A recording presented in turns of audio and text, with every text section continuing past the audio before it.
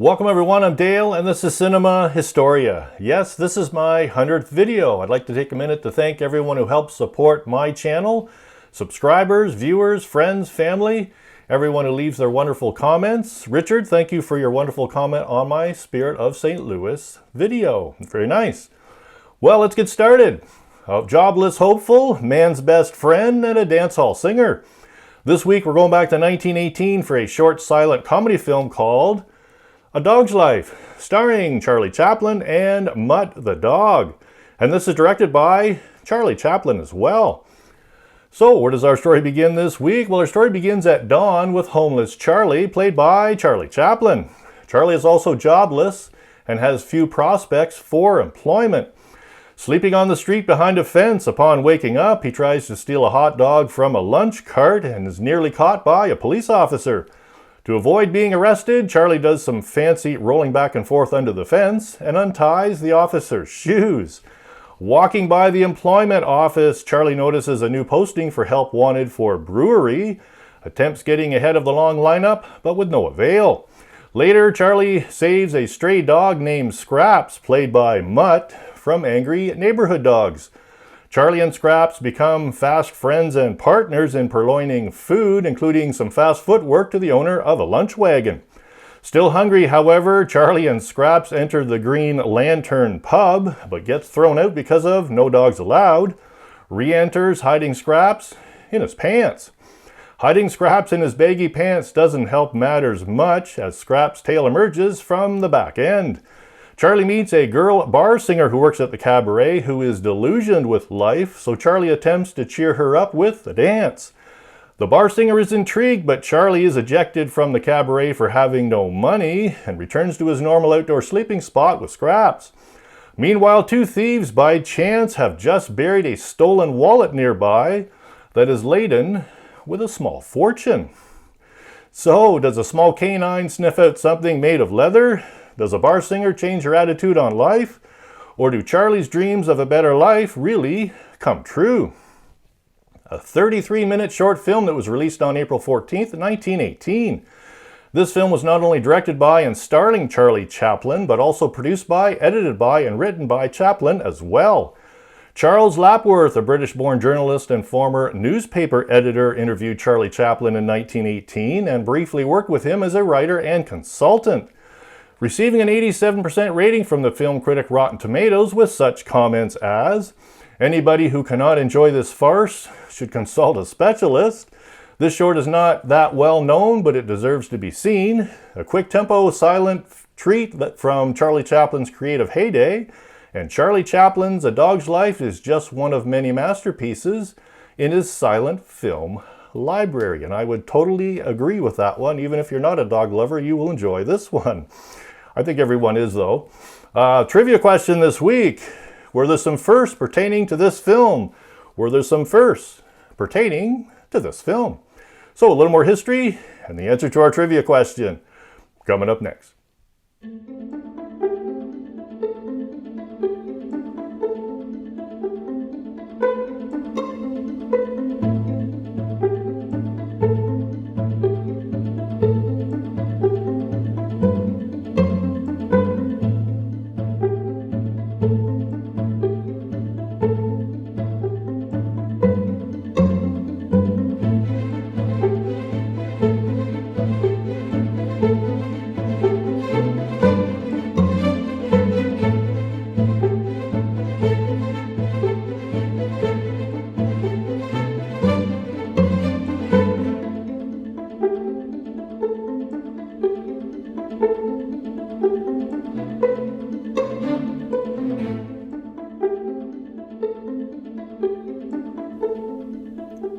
Now, since our movie is a silent film, this week for history, we're going to talk about former Ontario's Trenton Film Plant Studio during most of the silent film era. So, Hollywood North would typically refer to Toronto or Vancouver, but over 100 years ago, some 170 kilometers east of Toronto, was the motion picture making capital of Canada. Around 1915, there were a number of small movie companies popping up, but none of them ever had a permanent studio.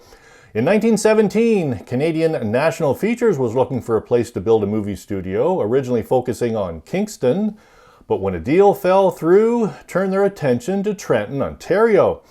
At the time, Trenton was a poor town. Nationalization of the railroads impacted workers, and the logging industry had gone downhill. People, upon hearing of a new studio, were eager to be hired, even for $1 a day, as extras for a movie or building sets and digging ditches.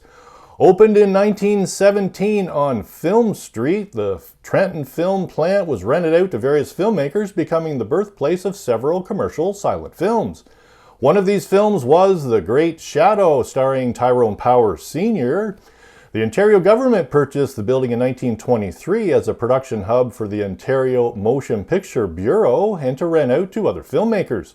Educational documentaries and travel logs used to promote living and investing in public roads were made, as well as feature-length dramas, including Cinderella of the Farms.